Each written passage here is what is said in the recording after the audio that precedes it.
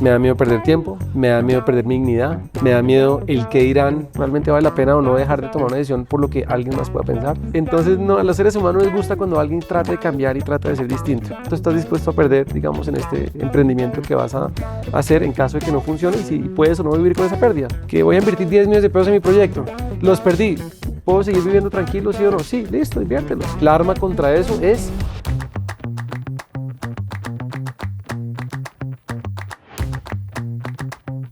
Daniel, muchas gracias por estar acá, en este espacio, en este podcast. Bienvenidos a todos. Estamos aquí en Un Paso para Volar, el podcast del Solar. Tenemos a un invitado muy especial de la casa, Daniel Montejo. Mucho gusto. Gracias por estar acá. Gracias por la invitación. No, un gusto. Daniel, pues para iniciar así con toda, cuéntenos un poquito de usted. Bueno, tengo 43 años. Nací en Estados Unidos, de papás divorciados a temprana edad. Ajá. Y eso llevó a que mi papá vivía en Europa, mi mamá en Colombia, y digamos que nos obligó un poco mi hermana y a mí a vivir un poco pues, entre los dos continentes. Uh-huh. Lo cual, pues familiarmente era un poco, en temas de familia y de unión familiar era retador, pues porque, ¿cierto? No había un núcleo familiar tan unido. Uh-huh. Pero lo bueno fue que viajamos mucho, conocimos mucho, vivimos en diferentes culturas y aprendimos pues muchos idiomas gracias a esto. Y bueno, por ese lado me considero muy afortunado porque pude vivir en Colombia, en Estados Unidos, viví en París, viví en Barcelona, viví en China, en Pekín, viví en Hong Kong. Entonces esto me permitió aprender idiomas y conocer diferentes cosas y bueno, eso me ha ido abriendo puertas en la vida en diferentes aspectos. Buenísimo. Y cuénteme, ¿usted a qué se dedicó como en el estudio? ¿Estuvo en la universidad? Sí, entonces fui muy vago en el colegio. Yo no creo que la palabra es vago, yo creo que soy de esas personas que de pronto no están hechas para ese sistema. Lo entiendo. No encajaba en el colegio, para mí estar en un pupitre y hacer caso no era lo mío, yo estaba mirando afuera pensando qué hacer. Y bueno, creo que eso es un tema que el sistema educativo tendrá que irse adaptando y entendiendo que no todos los seres humanos somos iguales, pero definitivamente yo era uno de esos que no encajaba. Entonces me fue mal, me tiré 4 años de mi escolaridad, me la pasaba en remediales, mejor dicho, era un desastre. El mejor día de mi vida fue cuando salí del colegio y me fui a estudiar a Estados Unidos, me fui a estudiar periodismo electrónico y fotografía. Ajá. Y me encantó. Me fue bien porque estaba haciendo lo que me gustaba. Y estudiando periodismo, un año antes de graduarme, me da por irme a China a aprender mandarín.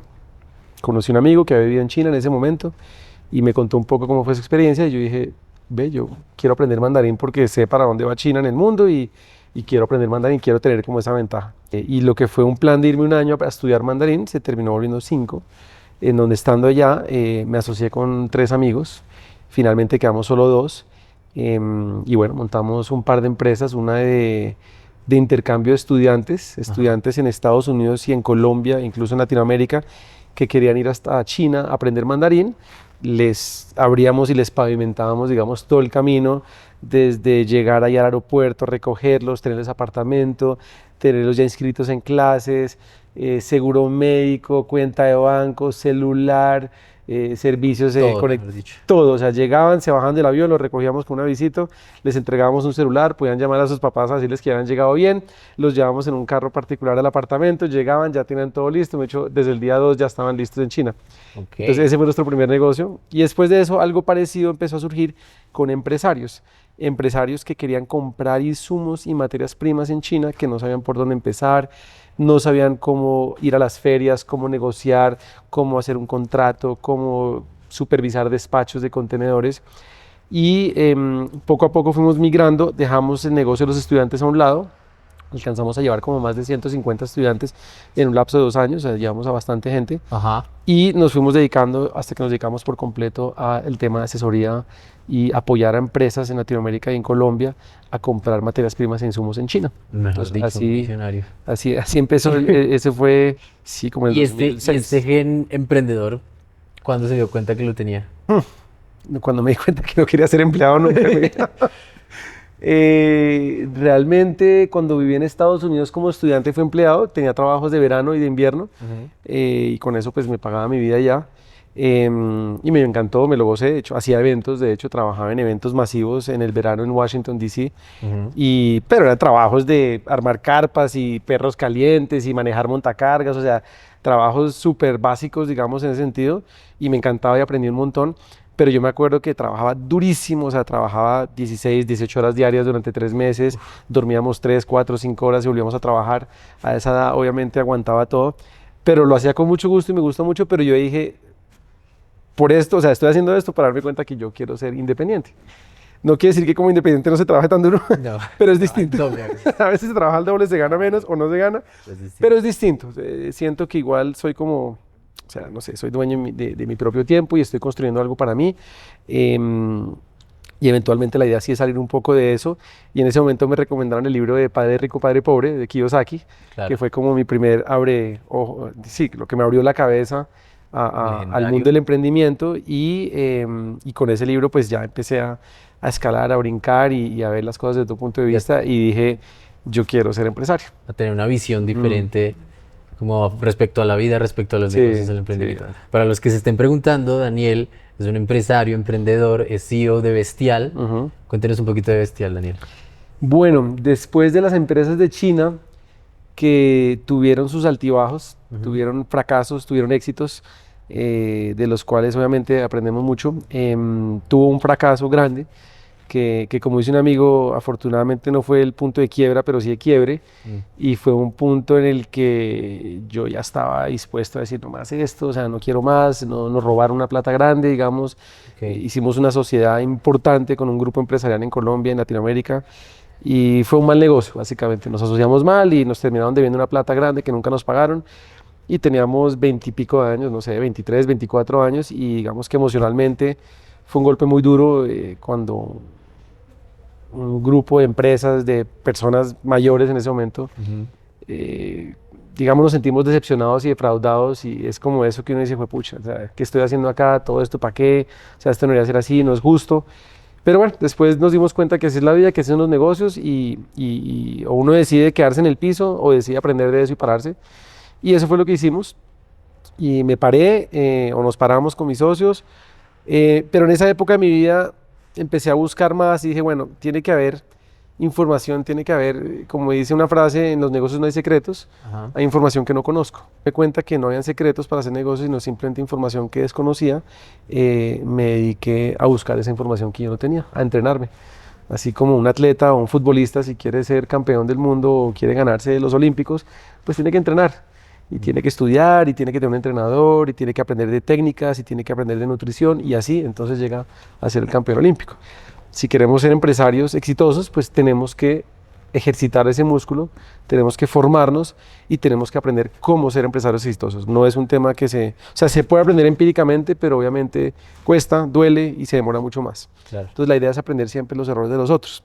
Entonces empecé a formarme en esto, conocí a mi hoy día esposa Susana, nos conocimos como en un momento muy similar de nuestras vidas y empezamos los dos a formarnos, a buscar información, a entrenarnos con gente que sabía mucho más que nosotros, a leer, a estudiar, y así formamos lo que hoy día es Bestial, que es, digamos, nuestra primera empresa juntos, que es una empresa que básicamente organiza, o sea, planea, organiza, desarrolla, ejecuta eventos, hace la parte de diseño interior. Mi esposa es diseñadora de interiores, es la decoradora de Bestial, y hacemos la parte de organización y decoración de bodas destino de lujo en Colombia. Eso es, digamos, lo que hace la empresa hoy día.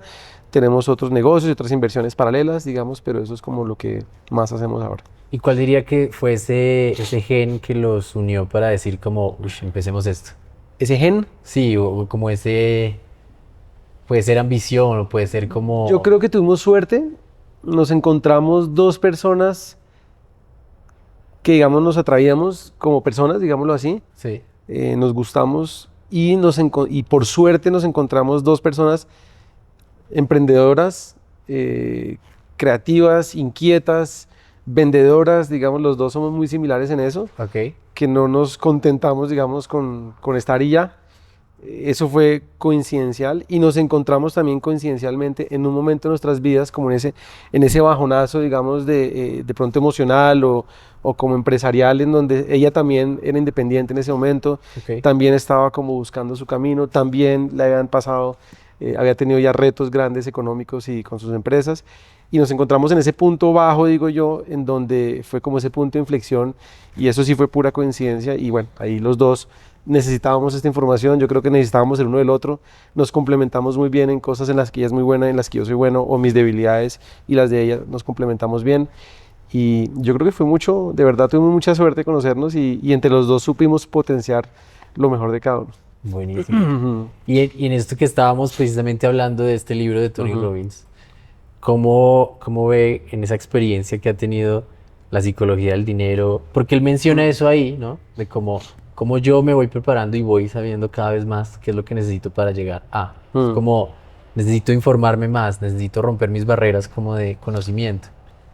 Sí, yo creo que definitivamente antes del hacer tiene que venir el ser, ¿cierto? No voy a lograr nada en mi mundo exterior si yo en mi mundo interior no cambio mi creencia, ¿cierto? Claro. Y la relación que tengo con los negocios, la relación que tengo con el dinero, la relación que tengo con sociedades, la relación que tengo con un fracaso en un negocio, la relación que tengo con un éxito, porque el éxito dicen que es el peor enemigo de un empresario, que en el momento que tenemos éxito en algo, ya nos creemos invencibles, y me ha pasado, y en ese momento es donde hay que tener más cuidado. Entonces, digamos que es cómo empiezo a desaprender para aprender. Cada persona tiene una historia de vida diferente, tiene papás de diferentes, ¿cómo se dice? Backgrounds, Sí, ¿cierto? Sí. Con diferentes historias, familias con diferentes historias, con diferentes experiencias. Me rodeo de diferentes tipos de amigos, me rodeo de diferentes tipos de, yo qué sé, colegas en el trabajo, me rodeo de pareja, de mi pareja. Entonces, es normal que todos estemos, digamos, en un punto diferente en cuanto a nuestras creencias versus con respecto al dinero, con respecto a los negocios. Yo creo que ahí lo único que cuenta es, yo soy de la teoría de que no hay información buena o mala como tal. Yo no soy nadie para decirle a alguien, oiga, tiene que hacer esto porque es que así es que es. Es más como que si usted ha venido haciendo esto y no le funciona y no está teniendo hoy los resultados que usted quiere, pues si hoy los resultados que usted tiene no son los que quiere, ¿será que tiene que ver con lo que ha venido haciendo antes o no? Entonces, si hoy usted está en un sitio donde no quiere estar, probablemente lo que lo está llevando, lo que usted está haciendo todos los días, pues no está bien, o sea, no le está llevando al resultado que usted quiere. Más que esté bien o está mal, pues no está apoyando ese resultado que usted quiere. Entonces, si usted quiere estar acá y está acá, pues le va a tocar empezar a hacer algo distinto. Entonces, para hacer ese algo distinto, tenemos que primero desaprender para aprender. Entonces, tengo que olvidarme un poco de todas estas creencias que tenía que no son empoderantes. Algunas sí pueden ser. Entonces, de pronto mi mamá no es muy buena produciendo dinero, no es una gran generadora de dinero, pero me inculcó un valor muy bueno y era aprender a ahorrar. Que ahorrar hasta cierto punto es bueno, tampoco hay que tener amasar y amasar y amasar, porque el dinero también hay que dejarlo fluir, invertirlo y entra y sale y tiene que haber movimiento, pero ella sí nos enseñó desde pequeños es no gasten más de lo que ganen, que suena como principio fundamental. Fundamental, pero si no estoy mal la estadística dice que el 75% de los colombianos gastan más de lo que ganan. Entonces, si yo lo tengo tan claro, ¿por qué no lo hago? Porque tengo los hábitos que no son, las creencias que no son. Entonces tengo que empezar a echar para atrás un poco, desaprender, aprender nuevos hábitos, empezar a implementarlos, que no es fácil, o sea, porque cambiar 20, 30, 40 años de vida o más haciendo lo mismo, pues desaprender para eso requiere algo de humildad, requiere de verdad tocar fondo y querer ese cambio, y requiere seguramente rodearme de gente diferente, de gente que piensa como yo o que piensa como yo quiero llegar, de empezar a consumir contenido allá afuera. Hoy que estamos tan llenos de contenido por todas partes, en redes, en todos lados, hay tanta información, tenemos que ser también muy selectivos de qué información vamos a tomar, ¿no? Así como yo soy selectivo con qué comida decido darle a mi cuerpo, si le quiero dar papitas fritas o si le quiero dar verduras, si le quiero dar Coca-Cola o le quiero dar agua, pues lo mismo pasa con la información que recibimos en todo sentido, ¿no?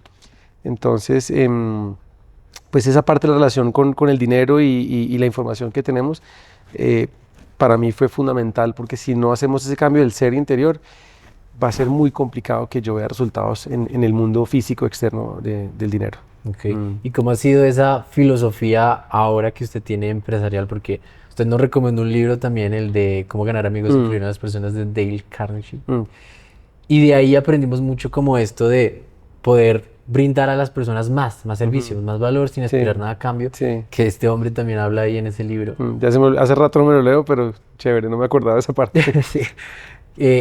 ¿Cómo desarrolla la filosofía de los negocios respecto a ese principio? Susana y yo, o sea, definitivamente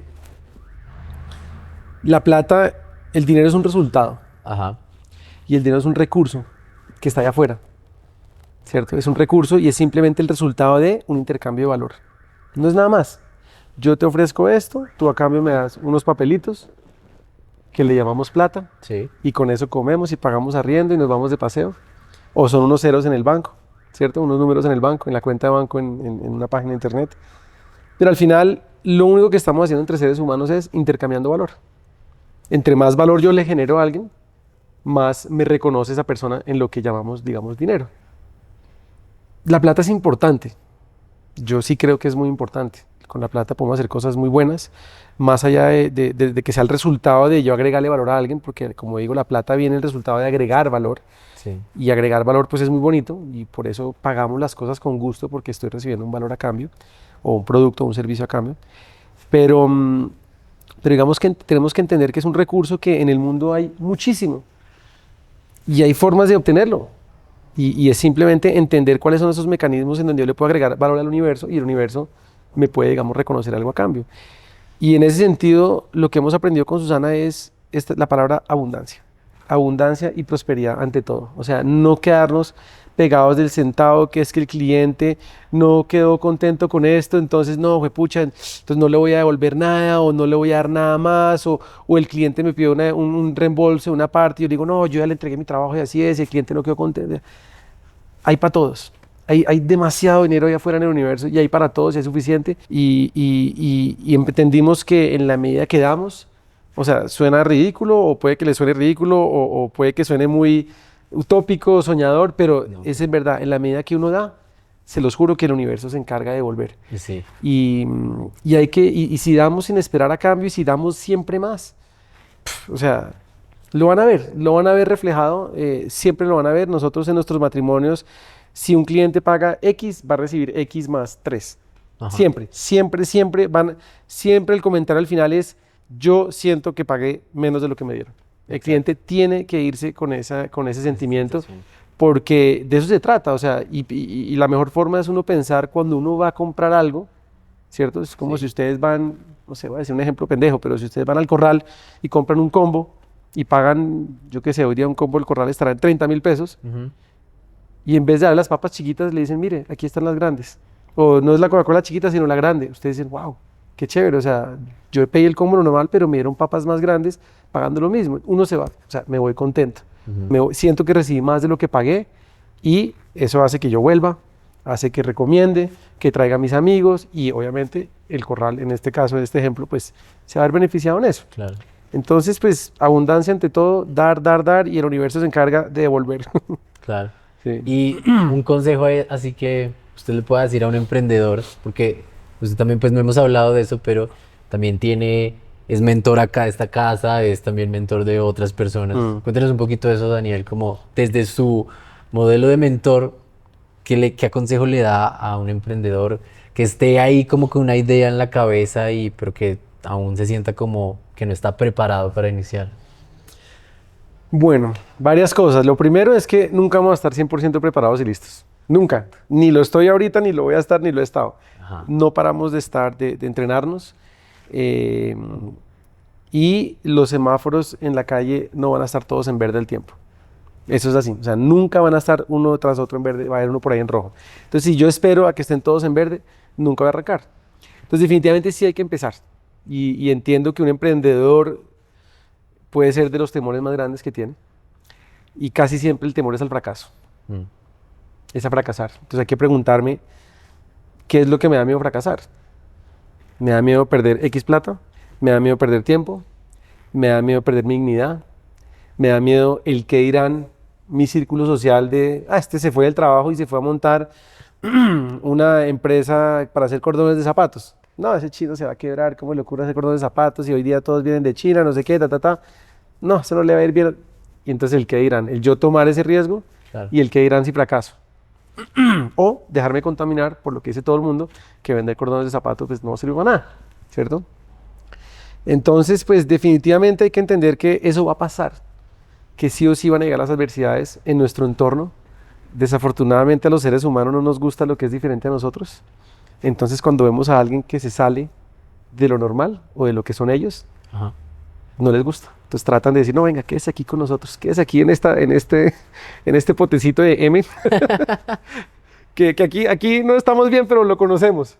Entonces, no, yo quiero salir de allá y quiero hacer algo distinto. No, pero venga, quédese aquí, que aquí estamos mejor, aquí lo conocemos, ya sabemos a qué huele. Entonces, no, a los seres humanos les gusta cuando alguien trata de cambiar y trata de ser distinto, trata de autosuperarse o como lo quieran llamar. Entonces, digamos que la presión social siempre va a ser muy, muy difícil salirse y arrancar un proyecto de estos nuevos. Y hay que entender que eso es normal que pase y digamos que el arma contra eso es buscar otro contexto de gente. El contexto de gente de empresarios que sí lo han logrado o que están en el mismo proceso y me van a apoyar en vez de jalarme para otro lado. Claro. Eso por un lado. Tener en cuenta que qué es lo que puedo perder. Dignidad, orgullo, bueno, hay que cuestionarse eso. ¿Realmente vale la pena o no dejar de tomar una decisión por lo que alguien más pueda pensar? ¿Que voy a perder una plata? Bueno, vas a perder 500,000 pesos, vas a perder 1 millón, 10 millones, 100 millones, 1.000 millones, 10.000 millones. ¿Cuánto estás dispuesto a perder, digamos, en este emprendimiento que vas a hacer en caso de que no funcione y si puedes o no vivir con esa pérdida? Que voy a invertir 10 millones de pesos en mi proyecto, los perdí, ¿puedo seguir viviendo tranquilo, sí o no? Sí, listo, inviértelos. Que voy a invertir 1.000 millones, ¿qué pasa si pierdo 1.000 millones? No, pues nada, o sea, me toca quién sabe hacer qué, pues bueno, no lo hagas, hazlo con 100 entonces, ¿cierto? Entonces, entender que es normal que pase eso, que nunca vas a estar 100% preparado, pero obviamente sí tratar de buscar información con personas que ya han vivido ese proceso. Y como digo yo, no hay que inventárselas, no hay que sabérselas. Ya hay gente que lo ha vivido, ya hay gente que sabe cómo funciona, qué va a pasar y disminuir ese tipo de riesgos con eso. Y siempre pensar, lo que yo siempre digo, siempre pensar en, ya desde el punto de vista estratégico del negocio, de la idea de negocio, no pensar en lo que yo le quiero dar al mundo, sino en lo que el mundo necesita. Eso es, el emprendedor es muy romántico y muy artista. Ajá. Y quiere vender lo que él un día se soñó. Y está bien que lo sea, que sea artista y creativo, porque de ahí salen muchas ideas, pero hay que juntar ese sueño de ese artista y ese creador, ese bombillito que se me prendió un día por la mañana y dije, esto es lo que voy a hacer. Hay que juntar eso con quién lo necesita allá afuera. ¿Realmente estoy supliendo la necesidad allá afuera? ¿Realmente hay alguien que lo quiere? ¿Hay una persona que lo quiere? ¿Hay 10? ¿Hay 1.000? ¿Hay 1 millón? ¿Cierto? ¿Están dispuestos a pagarme o no por esa solución que yo les voy a dar? Entonces, si solo hay una persona que está dispuesta a pagarlo, pues de pronto no es suficiente para que mi negocio funcione. Si son 10, pues tengo que ver. No, hay 1.000 personas al año que quieren pagar por mi servicio, por mi idea. Ok, ¿cuánto van a pagar? Tanto. Hago mis números, mira si tiene sentido el negocio o no. Pero nunca olvidarse de no solo mi idea, sino lo que allá afuera el mundo quiere y necesita realmente y está dispuesto a pagar por ese valor que yo iba a crear. Así es. Eso es clave para un emprendedor. Claro. Bueno, Daniel, muchas gracias. Muchas gracias por este espacio, por el tiempo, mucho por el conocimiento. Chévere. Y pues nada, qué bueno tenerlo por acá y ojalá nos visite pronto. Claro que sí. Muchas gracias. Mucha suerte a todos los emprendedores allá afuera.